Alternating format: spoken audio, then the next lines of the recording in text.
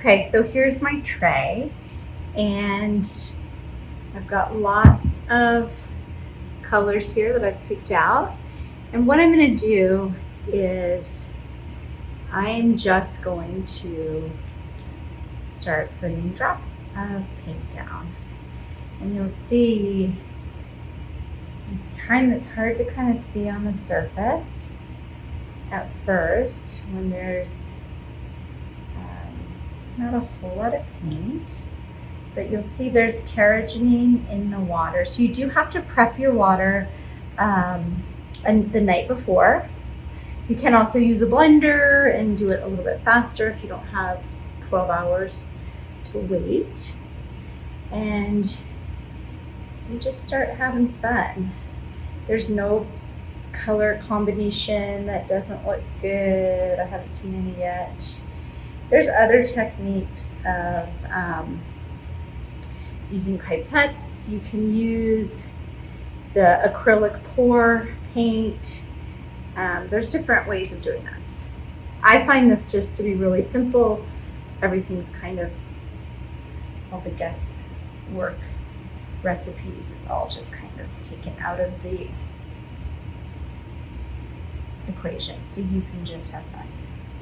I sometimes have a hard time talking while I'm making,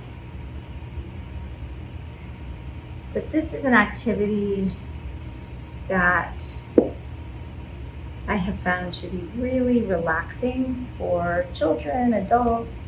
You can do this together with your children or your grandchildren.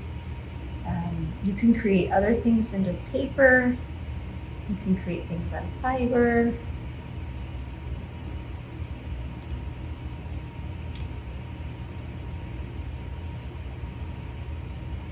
So I'm going to keep going, keep adding colors. I want to show you some combing techniques. I am by no means an expert at marbling.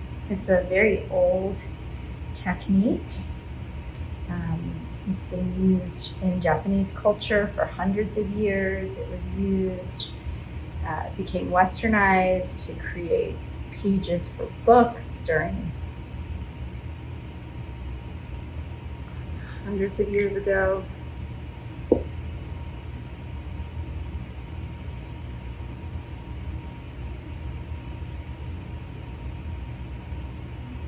So if you go up too high and drop it, you'll notice it's just kind of sinks to the bottom. It's too heavy.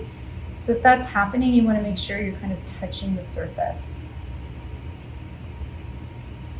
Because it did happen. It did like eventually sink, kind of float to the top.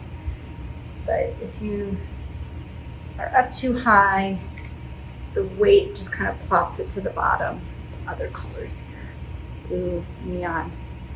I love me some neon. Oh no. It's not working. Everybody else loves the neon too. Let's see if I can find another neon yellow. Yes. It is.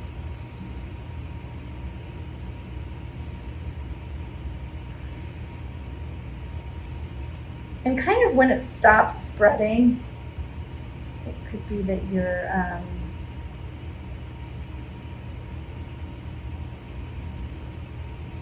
water is saturated enough.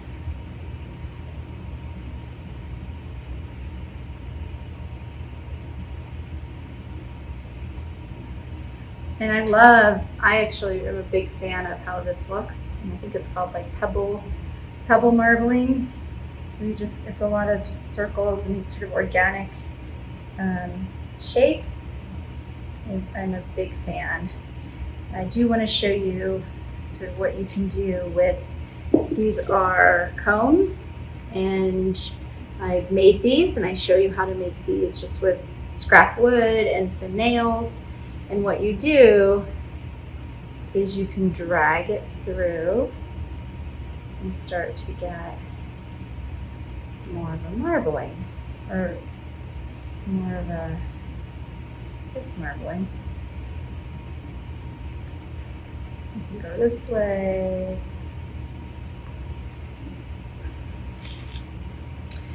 can use single styluses to create swirls. This is kind of breaking up a bit, so something I need to refresh my water, I think. I'm kind of tired. I have more here. Dump this out and get some more. So when you're ready to print, you take, I have a big piece of paper and I'm just going to flop it down. Make sure my edges all get in there.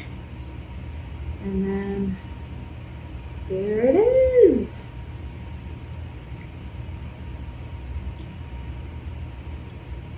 There you have it.